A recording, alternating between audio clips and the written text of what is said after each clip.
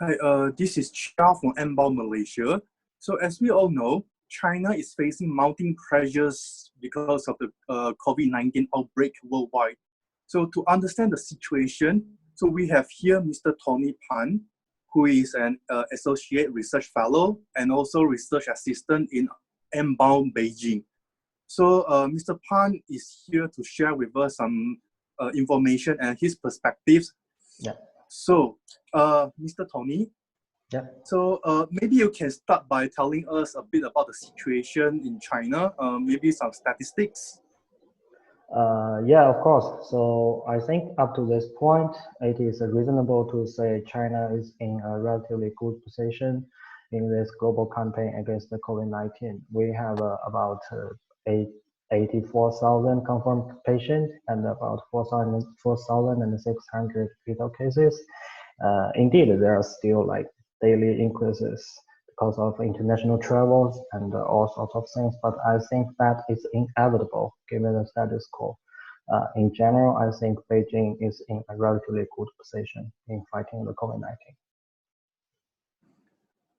So as a think tank, and for think tank scholars, what do you think is Mbao's role, and what can it do in this outbreak?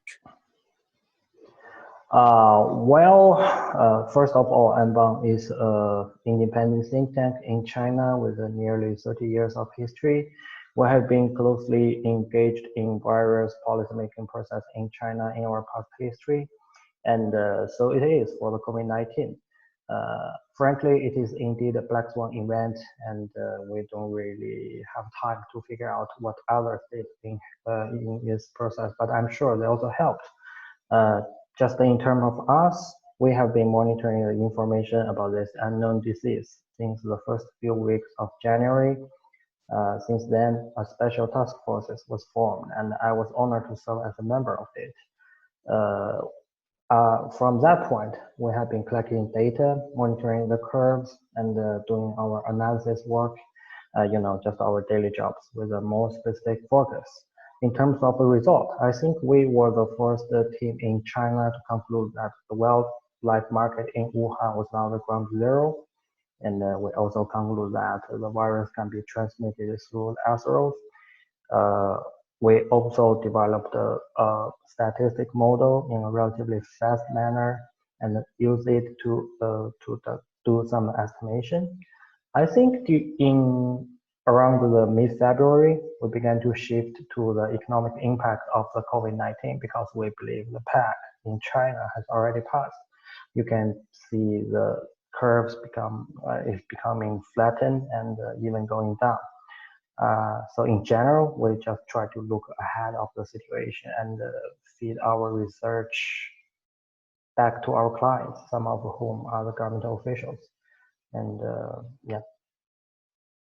So some people in the global communities think that China is hiding information concerning the virus, the outbreak. So what is your take on this? Mm-hmm. Well, the direct answer is no, but the situation is a little bit more complicated than a simple answer because Chinese government, as any government in the world, is not really a unitary entity. But in general, I don't think Chinese government was trying to hide the information because, first of all, there is no reason for Chinese government to doing so. In today's world, global cooperation is of a critical necessity in fighting an unknown disease. So, and China certainly is a part of a global community, a quite big part, most people would say. So why would China do such a thing without any potential benefits, but only negative impacts from it? It doesn't really make sense. And the second thing is that judging from the news coverage and the public available information, the local government certainly made some mistakes, whereas I think that cannot indicate that Chinese government as a whole was trying to hide the information. Just to take Dr. Li Wenliang as an example, he is now a public hero, and most people don't really realize is that he is also a hero in the official narratives. So let's just assume Chinese government was trying to hide the information, and why would they honor Dr. Li Wenliang as a public hero. Again, it doesn't really make sense. And third, like I said, there was certainly mistakes and information delay during the policy process, especially in the local level. But I think mistakes and delay is somehow inevitable in any given government, even including America, which normally known as a city on a hill. And they now have over 1 million confirmed cases and nearly 70,000 fatal cases. So you see, this thing sometimes is inevitable because of government, any government, was made by people, and people make mistakes. That's our human nature.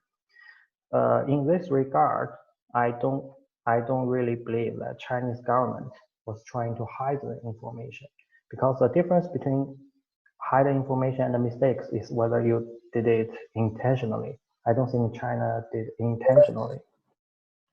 And actually the two highest member in Wuhan government has already been discharged because of this issue. So I think there will be following investigation into this, because if you're really trying to hide the information about the pandemic, that is against the Chinese domestic law. So the next question is related to the previous question. Yeah. So as the virus spread from Wuhan to the rest of the world, so some people, some global communities are blaming China for not taking actions earlier, so for hiding information. So they consider that because of this, there are so many deaths in the world. So what is your perspective about this? Well, first of all, like I said, I don't think Chinese government was trying to hide the information, which is the foundation of your question, and I don't think that's true. Second, I think we really need a little bit of scientific spirit in this. You know, the spread of the virus has to be limited in just one person in a certain time, right? So should we just blame that one person? Fighting a global pandemic is not really a witch hunt. You know, we don't really understand her sorceries, so we decide to burn the witch. That's not how this works. And actually, I think the enemy is a virus. It's not a patient or the Chinese people. In fact, after stabilizing the domestic outbreak, China did try to help the outside world as best as it could, as every reasonable government should do. But you keep hearing this blame game. I think that is because in such a global crisis, effective communication sometimes is hard to achieve. That's why we keep hearing this noise about different politicians trying to blame each other. And third is that I think you're right. The COVID-19 did cause a lot of pain and damage. But I think the more important issue of how the outbreak is going on in a certain country is how that country responds to the crisis, right? So South Korea is doing great, Japan is doing great, Germany is doing great, even China is doing great. If you considering the control the outbreak and the control the fatal death rate. So if one country has more than 1 million confirmed cases and nearly 70,000 fatal cases, I think the more reasonable way to fix the problem is looking inward and ask why those intelligence warnings just end up with fewer market dumps, but not a comprehensively social mobilization. So, and some countries in the world are demanding China to pay for, because of the outbreak, they demand for compensation. What is your perspective about this? Well, like I said, the patients are not the enemy, the virus are. So let's just put aside that any sovereignty state are not really indicable in today's global international politics, because you don't really have a higher authority serving as a judge. Presumably, the United States could serve as a prosecutor, right, and China as a defendant, but you don't really have a higher authority serving as a judge or executioner. The very basic spirit of the modern law is that you can be the judge, the prosecutor, and the executioner in the same time. So this idea is not really feasible. And I think the argument itself is somehow childish. it feels a lot like I don't like the special kids, so let's blame everything miserable on him. Should the world ask to be compensated by America because of AIDS, or should we ask a Spanish compensation because of the Spanish flu?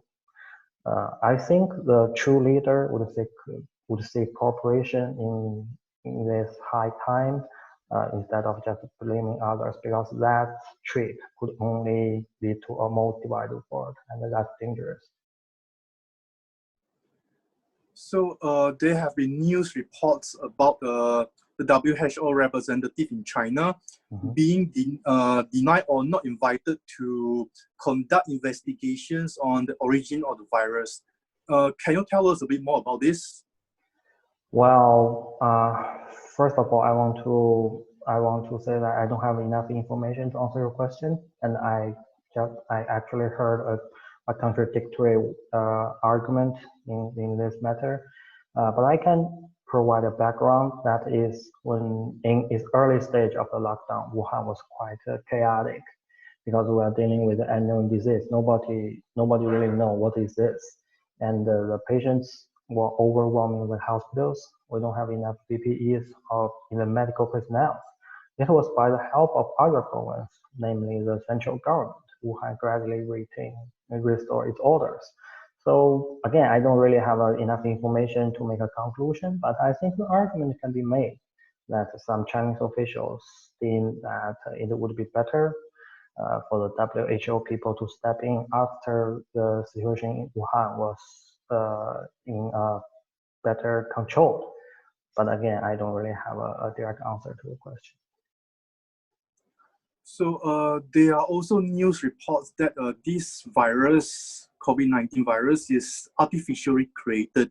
So it's man-made. So according to some reports. So what do you think about this?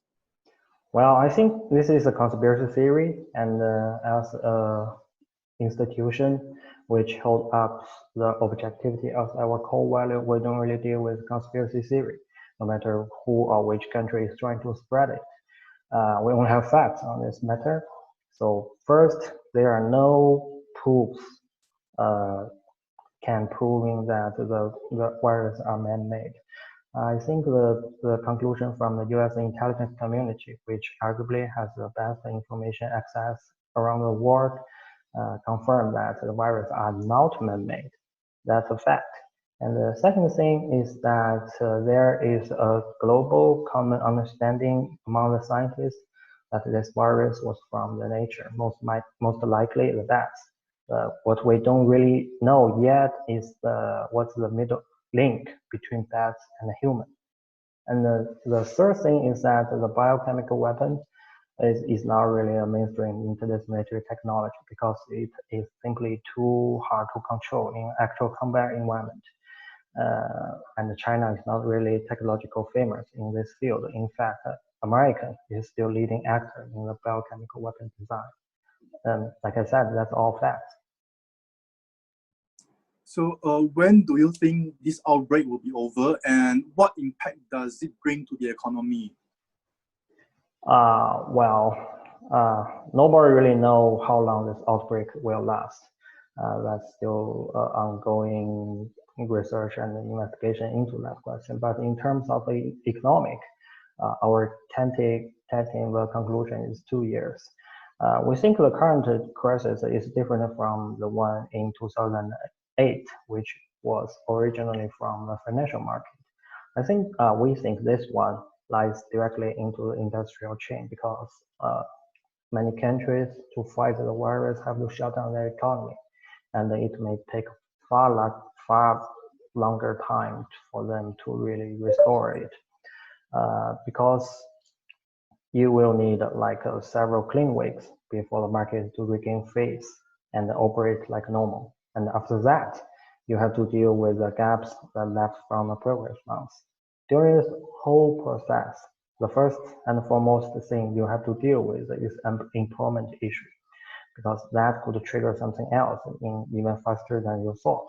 And all of the unemployment issue is just a domestic issue, right? So we didn't talk about globalization yet, because in today's world, I think no country can survive economically just by its own. Maybe except North Korea, they're a little bit unique in this way, but I think most countries cannot survive by their own.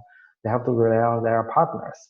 But because there is a global pandemic, if one country control the outbreak, it doesn't really matter because you will need to wait until your partners did that.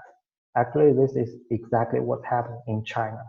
And the last thing is that the market or the public will never go back to normal until there is a functional vaccine came out. I think in terms of that, the most optimistic estimate is 1 year and a half, and in worst cases maybe never. So I think 2 years is a reasonable conclusion. So since you have pointed out that 2 years is the reasonable conclusion on this matter, so do you think China's economic policies or policies in general will be effective in handling this matter? Frankly, we don't know yet. This is still an ongoing process because the Chinese government are certainly doing what they deem is right to fight the COVID-19 and its potential economic impact. I think the most important point in this is they shift their focus from economic growth to economic stability. I think they're right in doing that, but in terms of detailed approach and detailed policy, we don't see that yet. I'm a little worried that they are not doing enough, but like I said, we don't have an exact direction approaches yet. I think a very good window to understand this is the National People's Congress happening in this month. I think until that time, we don't really have enough information to answer your question. So thank you, Tony, for sharing your perspectives with us. So thank you very much. Of course, anytime. Thank you.